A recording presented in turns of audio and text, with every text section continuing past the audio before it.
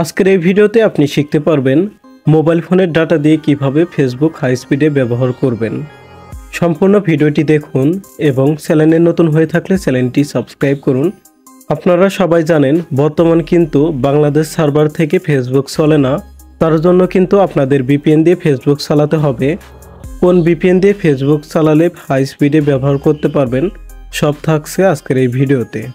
তো প্রথমে আপনারা আপনাদের ফোনের প্লে স্টোরটি ওপেন করবেন, তারপর এখান থেকে সার্চ করবেন 111, তারপর এই ভিপিএনটি ডাউনলোড করবেন। এখন হয়তো আপনারা ভাবছেন ভিপিএনের নাম তো শুনে নিয়েছি, এখন এই ভিডিওটি স্কিপ করে দিই।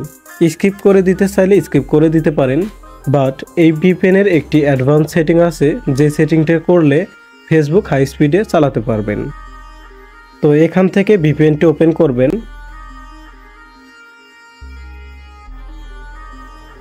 তারপরে এখান থেকে নেক্সট এখানে ক্লিক করবেন, তারপরে এখান থেকে অ্যাকসেপ্ট এখানে ক্লিক করবেন, তারপরে এখান থেকে থ্রি লাইন মেনুতে ক্লিক করবেন, তারপর এখান থেকে অ্যাডভান্স এখানে ক্লিক করবেন, তারপরে এখানে ক্লিক করবেন, তারপর এখান থেকে যে দেখতে পাচ্ছেন আইডি এটি কপি করবেন,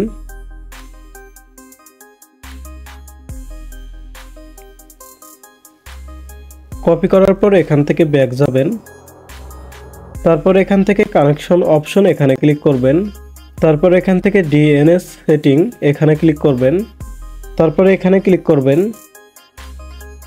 তারপর এখান থেকে ওই আইডিটি এখান থেকে পেস্ট করে দিবেন, তারপর এখান থেকে অ্যাপ্লাই এখানে ক্লিক করবেন, তারপর এখান থেকে ব্যাক যাবেন।